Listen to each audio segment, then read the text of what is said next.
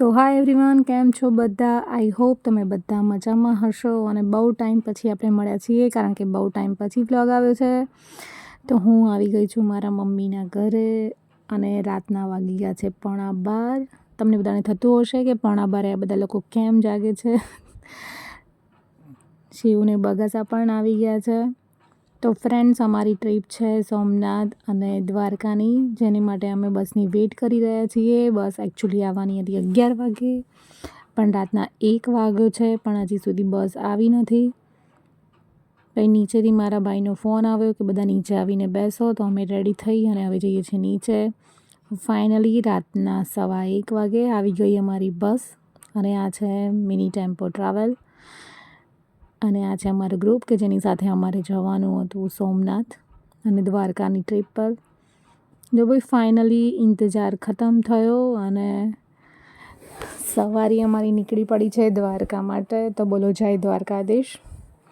હજુ જસ્ટ માંડ અડધો કલાક જ થયો અને લાગી ગઈ ભૂખ. સવારના વાગી ગયા છે 6:30, અને ત્યાં અમે લીધો અમારો પહેલો બ્રેક, એટલે કે પહેલો સ્ટે કર્યો ફ્રેશ થવા માટે. તો ફ્રેશ થઈ અને જેને ચા પાણી કરવા હતા, નાસ્તો કરવો હતો, તો ભાઈ અમે એક રોડ સાઈડ હોટલ હતી ત્યાં મસ્ત મજાનો નાસ્તાનો ઓર્ડર કરી દીધો છે. વણીલા ગાંઠિયા, ગરમા ગરમ થેપલા. શૂટિંગ કર્યું ત્યાં સુધી ગરમા ગરમ થેપલા ખતમ થઈ ગયા હતા.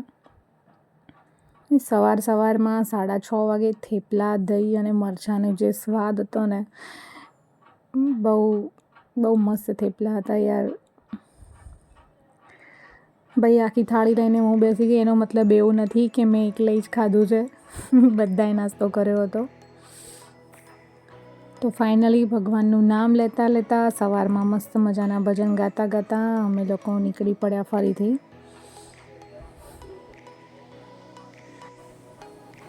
અને ફરીથી અમારી ટ્રાવેલ ચાલુ થઈ. અમારી બસ નીકળી પડી છે. જામનગર આવવા થયું છે હવે. સુરત દાદાએ પણ દર્શન દઈ દીધા છે. સવારના મસ્ત મજાનો સૂર્યોદય થઈ રહ્યો હતો, અને એટલામાં જ દેખાઈને ગઈ ઓઇલ રિફાઇનરીઓ. તો ખ્યાલ આવી ગયો કે ભાઈ જામનગર આવી ગયું છે. ઓઇલની સ્મેલ આવે એટલે ખ્યાલ આવી જાય કે જામનગર આવી ગયું છે. અને દૂરથી દેખાવા લાગી હતી પવનચક્કીઓ. આ સાઈડ રોડ બહુ સુમસામ હોય છે. પાણી પણ મતલબ ચોમાસામાં ખૂબ જ ઓછું પાણી આવે છે, એટલે આવી રીતે પવનચક્કીઓ ભાડે આપીને ખેડૂતો પોતાની ઇન્કમ કરી રહે છે. અને ત્યાં દેખાઈ ગયો દ્વારકાનો ગેટ, અને અમે ફાઇનલી એન્ટ્રી લઈ લીધી છે દ્વારકામાં, અને અમે આવી ગયા છે દ્વારકામાં. આ છે દ્વારકા મંદિરનો પાર્કિંગ એરિયા કે જ્યાં અમે અમારી ગાડી પાર્ક કરી, અને બસ ઓલમોસ્ટ સવારના 9-9:30 વાગે અમે ત્યાં પહોંચી ગયા હતા. અને આ છે મંદિરનો મેઇન દ્વાર. ત્યાંથી અમારે આવવું પડ્યું હતું રિક્ષામાં હોટલમાં, કે જ્યાં અમે પહેલેથી જ બુકિંગ કરાવી દીધું હતું. આ છે અમારી હોટલ દ્વારિકા ગ્રીન. અમારી રૂમ મળવામાં થોડો વાર હતી, કારણ કે 11 વાગે ચેક ઇન હતું, પણ અમે ઓલરેડી 10 વાગે ત્યાં પહોંચી ગયા હતા. તો વેઇટિંગ રૂમમાં અમે અમારા રૂમ સાફ થવાનો વેઇટ કરીએ છીએ. અને આ છે માઉને તમે ઓળખશો, કારણ કે આગલા વ્લોગમાં હતો મારી સાથે મારો ભત્રીજો, ફિયાનો લાડકો.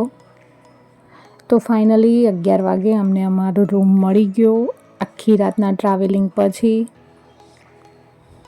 રૂમ છે. તો તમે મારા રૂમનો વ્યૂ જોઈ શકો છો. શિવ પણ કંટાળીને આરામ કરવા લાગ્યો છે. રૂમમાં જઈને એના હાથમાં પહેલો આવી ગયું મેનુ. તો હું તમને મારા રૂમનો વ્યૂ બતાવવા માગું છું. સાઈડમાં કોફી મેકર ને બધું છે, તમે કોફી જાતે બનાવીને પી શકો છો. અને આ છે બાલ્કની વ્યૂ, મારા રૂમની સામેથી જ દેખાતો હતો. બે છોકરાઓ થાકી ગયા હતા, નાવા ધોવાની ના પાડતા હતા, પણ યાર ફટાફટ નહીં લે તો જઈએ દર્શન કરવા માટે, કારણ કે છે વેકેશન પ્લસ સન્ડે, એટલે મંદિરમાં ખૂબ જ લાંબી લાઈન હોવાની. તો માંડ એકને નાવા મોકલ્યા અને તૈયાર થઈને અમે નીકળી પડ્યા છીએ રેડી થઈ અને દર્શન કરવા.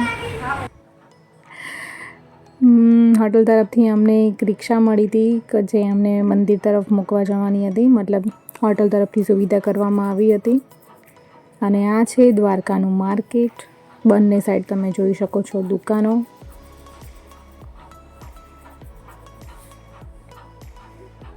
ને દૂરથી દેખાઈ ગઈ અમને ભગવાન જગન્નાથ દ્વારિકાધીશની ધજા. અને આ છે સુદામા પુલ કે જ્યાંથી સુદામા શ્રી કૃષ્ણને મળવા આવ્યા હતા દ્વારિકા, એમના બચપનના મિત્રને. અને આ છે દ્વારિકાના માર્કેટનો વ્યૂ. બંને સાઈડ ચણિયાચોળીઓ, બાંધણીઓ, સાડી, ડ્રેસ, તોરણ. યાર બહુ મોટું અને બહુ સરસ માર્કેટ છે.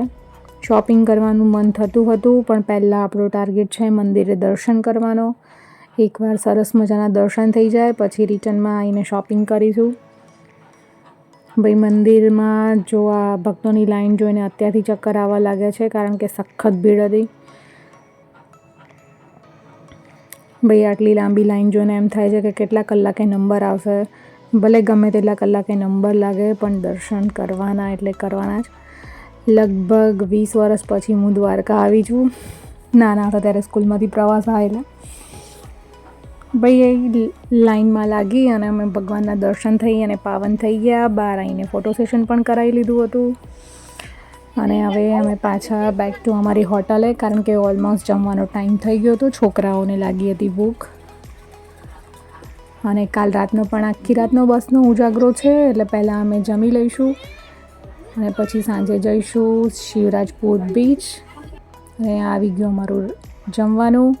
અને અહીંયા કરું છું મારા બ્લોગનો અંત. બાય. Thanks for watching.